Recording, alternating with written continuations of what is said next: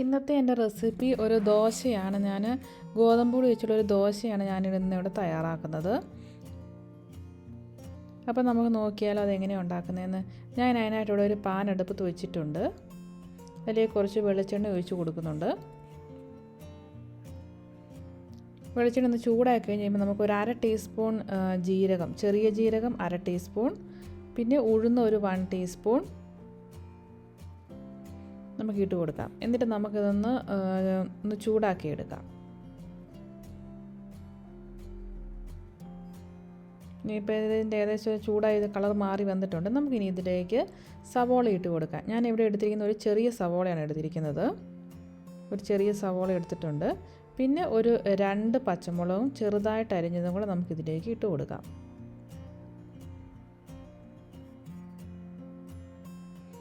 ഇപ്പോൾ കറിവേപ്പില ഉണ്ടെങ്കിൽ കറിവേപ്പിലയും കൂടി ഇപ്പോൾ ആഡ് ചെയ്ത് കൊടുക്കാം.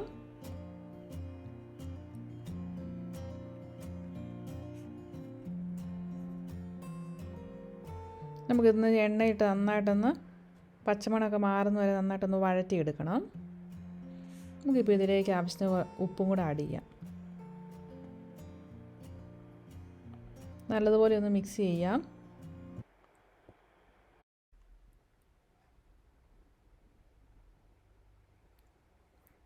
ഇത് ഒത്തിരി അങ്ങ് ഈ ഉള്ളിയും പച്ചമുളകൊന്നും ഒത്തിരി അങ്ങ് വഴന്നു പോകരുത്. ചെറിയൊരു ബ്രൗൺ കളറേ ആകാവുള്ളൂ. ഇനി അതിനുശേഷം നമുക്ക് തേങ്ങ ആഡ് ചെയ്യാം. ഞാനിവിടെ ഒരു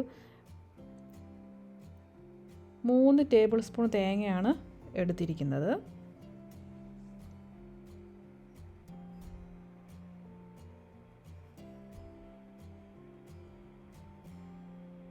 നല്ലതുപോലെ ഒന്ന് മിക്സ് ചെയ്യാം.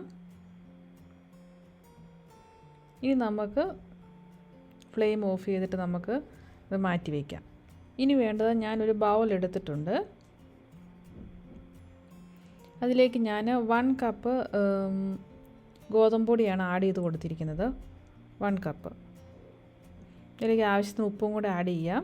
എന്നിട്ട് നമുക്ക് വെള്ളം ഒഴിച്ച് കൊടുത്തിട്ട് നന്നായിട്ടൊന്ന് ഒരു ദോശയുടെ പരുവത്തിന് നമുക്ക് നന്നായിട്ടൊന്ന് മിക്സ് ചെയ്തെടുക്കാം.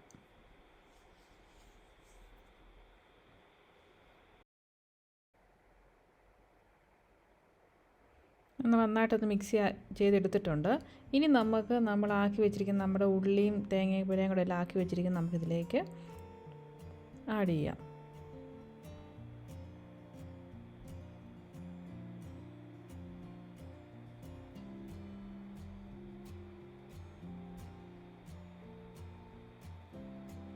ഇനി ഇതിലേക്ക് കുറച്ച് മല്ലിയിലയും കൂടെ ഇട്ട് കൊടുക്കുന്നുണ്ട്.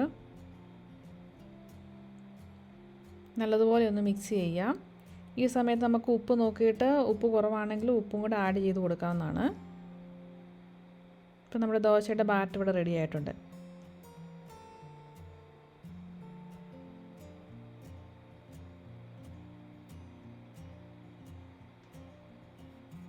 ഇനി നമുക്കൊരു ഫ്രൈങ് പാൻ എടുത്ത് അടുപ്പത്ത് വെച്ചിട്ട് നമുക്ക് അതിലേക്ക് നമ്മുടെ ഈ ബാറ്റർ ഒഴിച്ച് കൊടുക്കാം.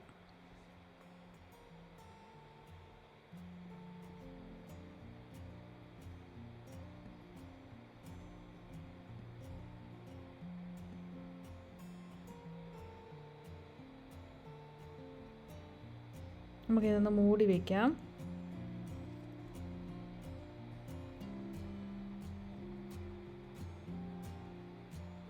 തുറന്ന് നോക്കാം. നമുക്ക് തിരിച്ചിട്ട് കൊടുക്കാം.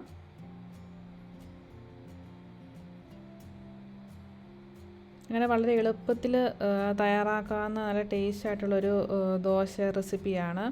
അപ്പോൾ എല്ലാവരും ട്രൈ ചെയ്ത് നോക്കുക. അപ്പോൾ നിങ്ങൾക്ക് എല്ലാവർക്കും എൻ്റെ വീഡിയോ ഇഷ്ടമായെങ്കിൽ ലൈക്ക് ചെയ്യാനും ഷെയർ ചെയ്യാനും സബ്സ്ക്രൈബ് ചെയ്യാനും മറക്കല്ലേ. വീണ്ടും പുതിയ റെസിപ്പിയുമായിട്ട് പുതിയ വീഡിയോയിൽ കാണാം. Thank you.